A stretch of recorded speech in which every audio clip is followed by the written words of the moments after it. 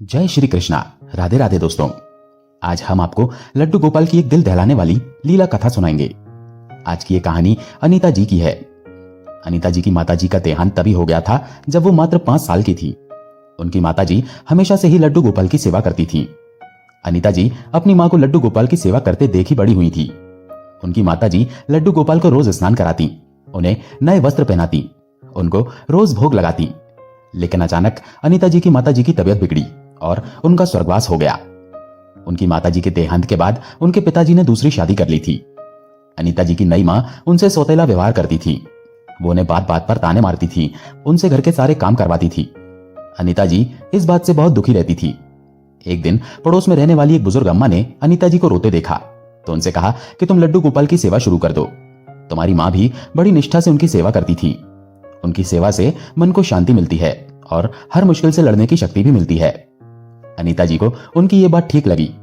उन्होंने भी अपनी मां की तरह लड्डू गोपाल की सेवा करने का निश्चय किया। उनके घर में लड्डू गोपाल तो पहले से ही थे, बस उनकी सेवा का काम उनकी मां की मृत्यु के बाद बंद हो गया था। सेवा करने से उनकी नई मां की प्रताड़ना तो कम नहीं हुई, वो अभी भी उन्हें उतने ही ताने मारती, उसी तरह उनसे काम करवाती। लेकिन अब अनीता जी को उन्हें सहन करने की शक्ति जरूर मिल गई थी। वो अब चुपचाप सब सुन लेती थी। उन्हें अपनी सौतेली मां की किसी बात से अब कोई फर्क नहीं पड़ता था। अनीता जी अपने मन की सारी बात अपने गोपाल से ही करती थीं। समय के साथ उनकी नई मां को भी एक लड़की हुई। अनीता जी को लगा था कि अब शायद उनके व्यवहार में कुछ नम्रता आ जाएगी, पर वो गलत थी। उनकी सौतेली मां के व्यवहार में कोई सुधार नहीं हुआ। वो अक्सर अपने गोपाल से बातें करती थीं। हे गोपाल, क्या मेरी किस्मत हमेशा ऐसी ही रहेगी? क्या मुझे कभी सुख के दिन नहीं नसीब होंगे? अनीता जी के पिता दिहाड़ी मजदूरी का काम करते थे। वो रोज सुबह काम पर जाते थे और शाम को लौटते थे। उन्हें अपनी बेटी पर हो रहे अत्याचारों के बारे में कुछ भी नहीं पता था, क्योंकि उनकी नई पत्नी उनके सामने अनीता जी से बहुत प्यार से पेश आती थी। अनीता जी की भी कभी हिम्मत नहीं हुई कि वो उनकी असलियत अपने पिता को बताएं। उन्होंने इसे अपनी बुरी किस्मत समझकर स्वीकार कर लिया था। धीरे धीरे समय बीता और अनीता जी अब शादी के लायक हो गई थी। उनके पिताजी उनके लिए एक अच्छा घर ढूंढने की कोशिश करने लगे। उन्होंने अनीता जी की शादी के लिए कुछ पैसे जमा कर रखे थे, लेकिन जब भी वो कोई अच्छा रिश्ता ढूंढते तो अनीता जी की सौतेली मां कुछ न कुछ कमी निकालकर उस रिश्ते को मना कर देती थी। अंदर ही अंदर उनके मन में यह विचार था कि किसी गरीब घर में अनीता जी की शादी हो जाए, जहां दहेज ना देना पड़े, और वो पैसा जो अनीता जी की शादी के लिए जोड़ा गया है वो उनकी अपनी सगी बेटी की शादी में काम आ जाए। अनीता जी के पिताजी बहुत सीधे थे। वो अपनी पत्नी की बातों में आ जाते थे। आखिर अनीता जी की सौतेली मां ने एक रिश्ता ढूंढा जहां बिना दहेज के बात बन गई। लड़का अनीता जी से उम्र में 7 साल बड़ा था। अनीता जी की शादी उस लड़के से कर दी गई। विदाई के वक्त अनीता जी की सौतेली मां ने अनीता जी को उनके लड्डू गोपाल थमाते हुए कहा, अपने गोपाल को भी वहीं ले जाओ, यहां उनकी सेवा कौन करेगा? अनीता जी तो चाहती भी यही थी कि वो अपने गोपाल को अपने साथ ले जाएं। अनीता जी को लगा था कि शादी के बाद शायद उनके दिन बदल जाएंगे। वो अपने लड्डू गोपाल को लेकर अपने ससुराल पहुंच गईं। उनके मन में यह ख्याल आया ही नहीं कि उन्हें एक बार इस बारे में अपने ससुराल में अपनी सासू मां से बात करनी चाहिए थी। उन्हें लगा, मैं तो भगवान की भक्ति करूंगी, भगवान की सेवा करूंगी, तो इसमें कोई गलत बात थोड़ी है। इसके लिए कोई क्यों उन्हें रोकेगा? उनके हाथ में लड्डू गोपाल को देखकर सभी आश्चर्य कर रहे थे। सभी उन्हें ऐसे घूर रहे थे जैसे कोई अजूबा देख लिया हो। उनकी सासू मां भी उनके हाथ में लड्डू गोपाल को देखकर आश्चर्यचकित हो गई और गुस्से से उनकी तरफ देखने लगी। पर उस समय वो कुछ नहीं बोली, क्योंकि उस समय घर में बहुत मेहमान थे। अनीता जी ने अपने ससुराल पहुंचकर घर के मंदिर में लड्डू गोपाल को विराजित कर दिया। कुछ दिन बाद जब सब मेहमान चले गए तो अनीता जी की सासू मां ने गुस्से में कहा, तुम किससे पूछ के लड्डू गोपाल हमारे घर में लाई हो? अनीता जी ने कोई जवाब नहीं दिया। उन्हें लगा कि कुछ दिनों में उनकी सासू मां का गुस्सा शांत हो जाएगा। दरअसल उनकी सासू मां इस बात से चिड़ी हुई थी कि अनीता जी अपने साथ कुछ खास दहेज नहीं लाई थी।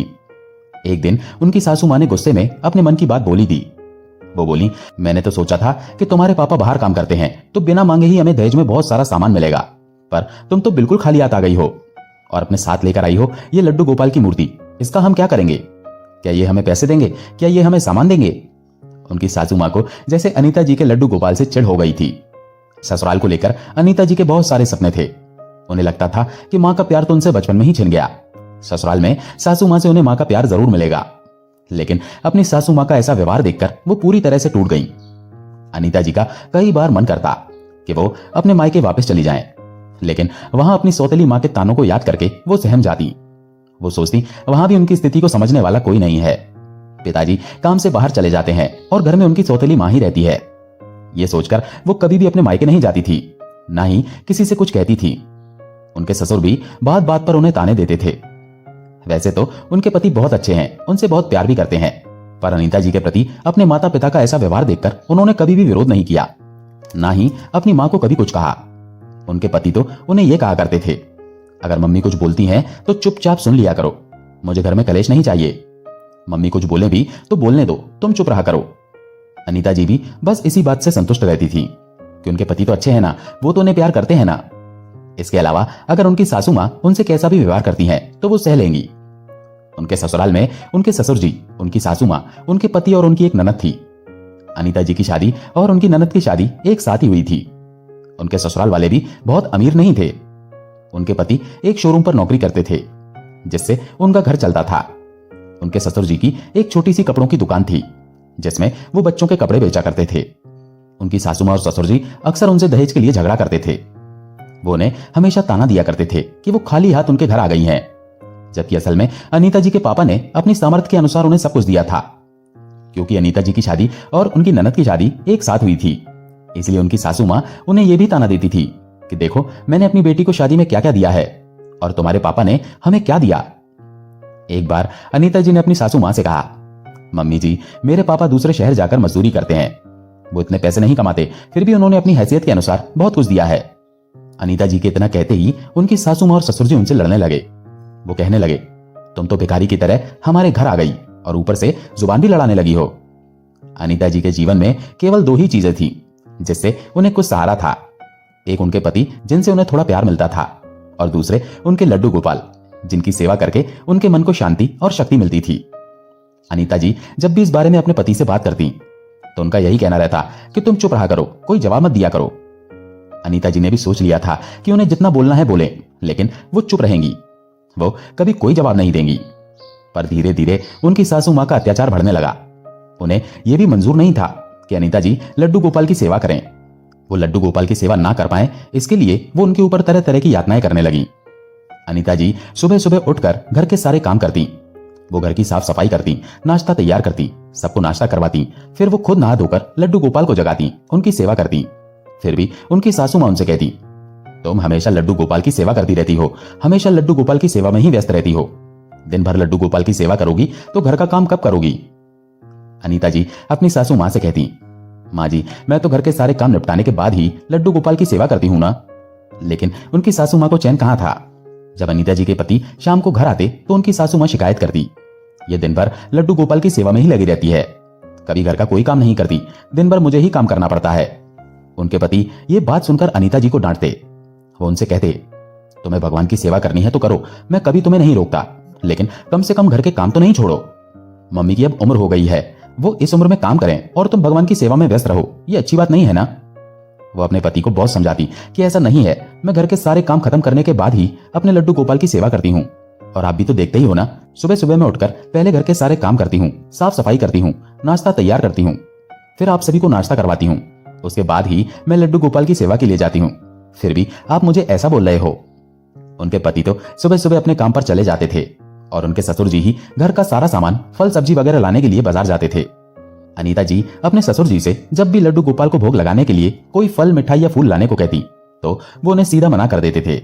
वो उनसे कहते थे, तुम्हारे बाप ने हमें क्या दिया है, खाली हाथ तो तुम्हें भेज दिया है और ऊपर से तुम एक मूर्ति लेकर आई हो। हमारे पास इतने पैसे नहीं है जो हम एक मूर्ति के लिए फल और मिठाई ला सकें। यहाँ इंसान को फल और मिठाई खाने को नहीं मिल रहा है और तुम चाहती हो कि मैं उस मूर्ति के लिए फल मिठाई लेकर आऊं। अनीता जी को बहुत दुख होता था। वो अपने लड्डू गोपाल से रोते हुए कहती थी, हे लड्डू गोपाल, आपने मेरा भाग्य कैसा लिखा है। बचपन में मेरी माँ को मुझसे छीन लिया, मुझे माँ का प्यार नहीं मिला, मायके में सौतेली माँ के ताने झेल के मैं बड़ी हुई। अब शादी के बाद मैं अपने ससुराल आई हूं तो यहाँ भी मेरे साथ ऐसा व्यवहार किया जा रहा है। मुझे ऐसा ससुराल नहीं चाहिए था जहां मैं आपकी सेवा न कर सकूं, जहां मुझे आपके लिए कुछ फल या मिठाई लेने के लिए भी सोचना पड़ रहा है। मैं आपको कभी भी अच्छा भोग नहीं लगा सकती। मैं तो बचपन से ही आपकी सेवा करती आ रही हूं ना, फिर मेरे साथ ऐसा क्यों हुआ। मेरे कौन से कर्मों का फल मुझे मिल रहा है। अनीता जी बहुत रोती थी, दुखी होती थी, पर उन्होंने फिर भी अपने लड्डू गोपाल की सेवा करना कभी नहीं छोड़ा। वो अपने लड्डू गोपाल से कहती थी, मेरे पास आपको भोग लगाने के लिए अच्छे फल नहीं है, मिठाई नहीं है, मेरे पास तो बस शक्कर और गुड़ है। मैं इसी से आपको भोग लगा सकती हूँ, और आपको उसे ही स्वीकार करना पड़ेगा। ऐसे ही दिन बीतने लगे। इसी बीच अनीता जी की ननद गर्भवती होती है और प्रेगनेंसी के 7वें महीने में वो अपने मायके आ जाती है। पहले तो उन्हें सिर्फ अपनी सासू माँ और ससुर जी के ताने सुनने पड़ते थे, पर अब उन पर अत्याचार करने के लिए उनकी ननद भी शामिल हो गई थी। उनकी ननद और उनकी सासू माँ दिन भर बस उन्हें ताने दिया करती थी। उनकी ननद तो यहां तक कहने लगी, भाभी मैं तो प्रेग्नेंट हो गई, पर आप क्यों नहीं हुई? कहीं आप में कोई कमी तो नहीं? कहीं मेरे भाई के साथ धोखा तो नहीं हो गया? अनीता जी को उनकी बातों से बहुत दुख होता था। अनीता जी की ननद के आने के बाद उनकी सासू माँ के अत्याचार और बढ़ गए थे। वो जब भी सभी कामों से निपटकर अपने लड्डू गोपाल की सेवा करने जाती, तभी उनकी सासू माँ उनको जानबूझकर कोई ना कोई काम बता देती थी। कभी वो चाय बनाने को कहती, कभी पापड़ सेकने को, तो कभी कुछ और काम। एक बार अनीता जी का स्वास्थ्य खराब था, उन्हें बुखार आ रहा था और शरीर में बहुत दर्द भी था। उन्होंने अपनी सासू माँ से कहा, माँ जी आज मेरी तबीयत ठीक नहीं है, आज आप खाना बना दो। तो वो चिढ़कर बोली, अपने लड्डू गोपाल की सेवा करने में तेरी तबीयत खराब नहीं है, घर के काम करने में तुझे बुखार आ जाता है। अनीता जी की सासू माँ और ननद उनके पति के कान भरती रहती थीं। वो उनके पति से शिकायत करती कि तेरी बीवी दिन भर उस मूर्ति की सेवा में ही लगी रहती है, वो घर का कोई काम नहीं करती। ये बात सुनकर अनीता जी के पति भी उनके ऊपर बहुत चिल्लाते थे। वो कहते कि तुम कहती थी कि मेरी माँ झूठ बोलती है, अब क्या मेरी बहन भी झूठ बोल रही है? इस तरह के कलेश के बीच अनीता जी का जीवन बीत रहा था। अभी तक अनीता जी के ऊपर इस घर में चाहे कितने भी अत्याचार हो रहे थे, उन्हें इस बात से संतुष्टि थी कि चलो कम से कम मेरे पति तो मेरा साथ देते हैं। पर आज उनके पति के इस व्यवहार से वो पूरी तरह से टूट गई थी। अब अगर उनको रोना भी आता तो वो सिर्फ अपने लड्डू गोपाल के सामने ही रोती थी, क्योंकि उन्हें पता था कि इस घर में उनको समझने वाला कोई नहीं था। इस बीच एक दिन उनकी ननद के कुछ ससुराल वाले आने वाले थे। उनके स्वागत के लिए घर में तरह तरह के पकवान बन रहे थे। आज अनीता जी को अपने लड्डू गोपाल की सेवा करते समय बहुत दुख हो रहा था। वो सोच रही थी कि आज घर में इतने सारे तरह तरह की चीजें बनने के बाद भी मुझे अपने लड्डू गोपाल को मिश्री का भोग लगाना पड़ रहा है। उनकी हिम्मत नहीं हो रही थी कि वो उन चीजों में से कुछ लेकर अपने लड्डू गोपाल को भोग लगा दें। अगले दिन अनीता जी की ननद के ससुराल वाले शाम के समय कहीं घूमने निकल गए थे। उनके वापस आने से पहले उन लोगों के लिए खाने पीने का इंतजाम करना था। अनीता जी की सासू माँ ने अनीता जी से कहा कि मेहमानों के लिए खाना तैयार कर दो और साथ में कचौरियां भी बना दो। दरअसल जो मेहमान उनके घर आए थे उन्हें कचौरियां काफी पसंद थीं। अनीता जी ने अपनी सासू माँ से कहा, माँ जी मैं खाना तैयार कर देती हूँ, आप बस कचौरियां बना दीजिए, मैं तब तक घर की सफाई करके बर्तन धो देती हूँ। काफी बर्तन भी धुलने के लिए पड़े हैं। ये सुनकर उनकी सासू माँ चिढ़ गईं। उन्होंने गुस्से में कहा, तुम्हें तो बस काम ना करने के बहाने चाहिए। चलो ठीक है, मैं कचौरियां बना देती हूँ, मेहमानों के आने से पहले घर की सफाई करके खाने की तैयारी कर लेना। अनीता जी अपने काम करने चली गईं। तब तक शाम के 7 बज गए थे। अनीता जी उस समय अपने लड्डू गोपाल को भोग लगा रही थी। तभी उनके मन में आया कि क्यों ना आज मैं अपने लड्डू गोपाल को कचौरियों का भोग लगाऊं। अभी सासू माँ रसोई घर में कचौरियां बना रही हैं, मैं उनसे एक कचौरी मांग लेती हूं। पर उन्हें यह बात अपनी सासू माँ से कहने में डर लग रहा था। आज से पहले उन्होंने लड्डू गोपाल को अपने घर की रसोई के किसी भी भोजन का भोग नहीं लगाया था। फिर भी अनीता जी ने बहुत हिम्मत जुटाकर अपनी सासू माँ से कहा, माँ जी 2 दिनों से हमारे घर में इतनी अच्छी अच्छी खाने की चीजें बन रही हैं, मेरा मन है कि आज मैं अपने गोपाल को अपने घर की बनी किसी अच्छी चीज का भोग लगाऊं। क्या मैं कचौरी ले जा सकती हूँ? मैं आज अपने लड्डू गोपाल को कचौरी का भोग लगाऊंगी। इतना सुनते ही उनकी सासू माँ का पारा चढ़ गया। उन्होंने गुस्से में अनीता जी को बहुत बुरा भला कहा। वो चिल्लाते हुए कहने लगी, तुम जब देखो उस मूर्ति के पीछे पड़ी रहती हो, मैं तुम्हारी नौकर नहीं हूं जो तुम्हारी उस मूर्ति के लिए कचौरी बना कर दूं। तुझ जैसी भिखारी लड़की का भगवान भी भिखारी ही है। यह सुनकर अनीता जी की आंखों में आंसू आ गए। अब तक वो चुपचाप सब सहती आ रही थी, लेकिन अपने गोपाल के बारे में अपशब्द सुनकर उनके अंदर का ज्वालामुखी आज फट गया। उन्होंने भी गुस्से में अपनी सासू माँ को कहा, माँ जी आपको मुझे जो कहना है कह लीजिए, लेकिन मेरे गोपाल को कुछ मत कहना। आपने उनको बहुत कुछ कह दिया, देखना आपको इसका फल जरूर मिलेगा। इतना सुनते ही उनकी सासू माँ का गुस्सा और बढ़ गया और उस दिन वो घटना घटी जिसकी कल्पना भी अनीता जी ने नहीं की थी। आज भी जब वो उस घटना को याद करती हैं तो जैसे उनकी आत्मा कचोट जाती है। उनकी सासू माँ ने झारे से सीधे कढ़ाई से एक कचौरी उठा के लड्डू गोपाल की तरफ उछाल कर फेंकी। गरम गरम कचौरी के साथ खौलते हुए तेल की काफी बूंदें लड्डू गोपाल के ऊपर जा लगी। ये देखकर अनीता जी के होश उड़ गए। उन्हें लगा कि उनके प्राण गले तक आ गए हों। उनके प्राणों से प्रिय गोपाल जी को गरम तेल के छींटे लगे थे। उन्होंने दौड़कर लड्डू गोपाल को अपनी गोद में उठाया और अपनी साड़ी के पल्लू से उनके शरीर पर लगा तेल पोंछने लगी। उन्हें समझ में नहीं आ रहा था कि वो क्या करें। तभी उनकी नजर पास पड़े फ्रिज पर पड़ी। उन्होंने तुरंत उसमें से ठंडे पानी की बोतल निकाली और ठंडा पानी लड्डू गोपाल के ऊपर उड़ेल दिया। उसके बाद उन्होंने अपनी सासू माँ से कहा, माँ जी, आपने ये बहुत गलत काम किया है। अनीता जी अपने आंसू रोक नहीं पा रही थी। उन्हें ऐसा लग रहा था जैसे उनके लड्डू गोपाल के शरीर पर छाले पड़ गए हों। अब वो अपने लड्डू गोपाल के शरीर पर बर्फ लगाती, उनको चंदन का लेप लगाती। वो हर वो काम करती जिससे उनके लड्डू गोपाल को ठंडक मिले। उसी रात जब अनीता जी सो रही थी तो उनके सपने में एक 7-8 साल का बालक आया। वो कराते हुए कह रहा था, माँ, मुझे बहुत तकलीफ हो रही है, मेरे शरीर में बहुत जलन हो रही है। अनीता जी एकदम से जाग गईं। उनकी आंखों से लगातार आंसू बह रहे थे। उनके मन में केवल एक ही विचार आ रहा था कि मेरा गोपाल कष्ट में है। उन्होंने तुरंत अपने लड्डू गोपाल के विग्रह पर जलने पर लगने वाला ट्यूब लगाया। अब देखिए, ये एक भक्त का भाव होता है। कुछ लोग कहेंगे कि कहीं मूर्ति को भी कोई कष्ट होता है, तो हाँ, अगर आपके मन में भाव है तो उन्हें सब महसूस होता है। अनीता जी लगातार अपने लड्डू गोपाल का हर संभव उपचार कर रही थी।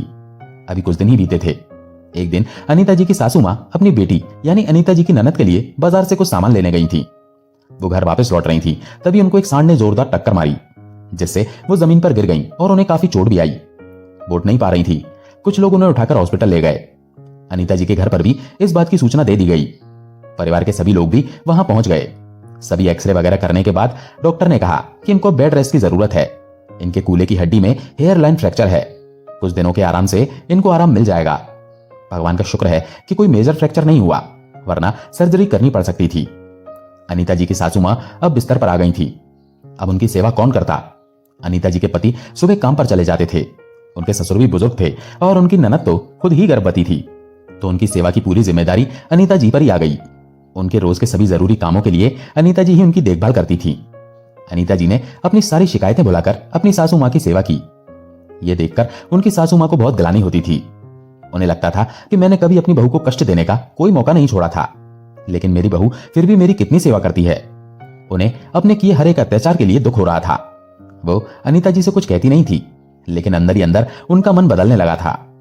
अनीता जी की सासू मां उठ नहीं पाती थी, इसलिए अनीता जी रोज बिस्तर पर ही उनको रोज गीले तौलिए से पोंछकर उनके कपड़े बदलती थी। एक रात जब अनीता जी की सासू मां सो रही थी, उन्हें एक सपना आया। सपने में एक 7-8 साल का बालक आकर उनसे कहने लगा, अम्मा, तुम मुझसे इतनी नफरत क्यों करती हो? क्यों तुम मेरी अनीता को दुख देती हो? यह सपना देखकर अनीता जी की सासू मां का मन बेचैन हो गया। अगले दिन सुबह जब अनीता जी उनके कपड़े बदल रही थी, तो उनकी सासू मां ने उनसे कहा, बेटी, मुझे माफ कर दे। मैंने तुझ पर कितने अत्याचार किए, लेकिन फिर भी तूने मेरी सेवा में कोई कमी नहीं छोड़ी। मैं अपने किए पर बहुत शर्मिंदा हूं। हो सके तो मुझे माफ कर दे। अनीता जी ने यह सुनकर कहा, माँ जी, आप माफी मत मांगिए।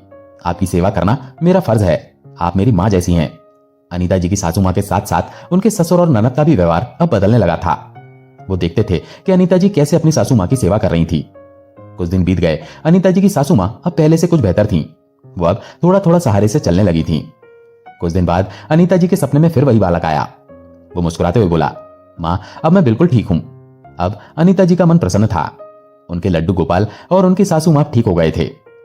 कुछ दिनों बाद अनीता जी के जीवन में एक और खुशी आई। वो गर्भवती हुई थी। इस खबर से पूरे परिवार में खुशी का माहौल हो गया था। अनीता जी का पूरा परिवार अब लड्डू गोपाल की सेवा करता था। उनके ससुर लड्डू गोपाल के लिए बाजार से रोज कुछ ना कुछ लेकर आते थे, कभी फल, कभी मिठाई, कभी फूल। अब उनकी रसोई में सबसे पहले लड्डू गोपाल के लिए भोग तैयार होता था।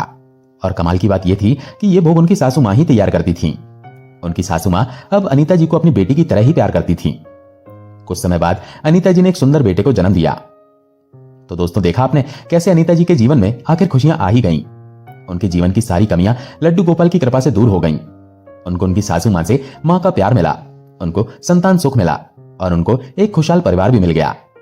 दोस्तों, भक्ति और अच्छे कर्मों का फल भले ही एक दिन में नहीं मिलता, लेकिन एक दिन मिलता जरूर है। तो आपके जीवन में अगर कष्ट आए तो धैर्य रखें और अपने ईश्वर पर भरोसा रखें। जो कष्ट आपके भाग्य में लिखे हैं वो तो आपको काटने ही हैं, लेकिन ईश्वर की भक्ति से आपको उन कष्टों को काटने की हिम्मत मिलेगी। दोस्तों, आशा है ये कहानी आपको पसंद आई होगी। अगर पसंद आई हो तो वीडियो को लाइक करके कमेंट में जय श्री कृष्ण जरूर लिखें। चैनल पर अगर पहली बार आए हैं तो चैनल को सब्सक्राइब जरूर करें।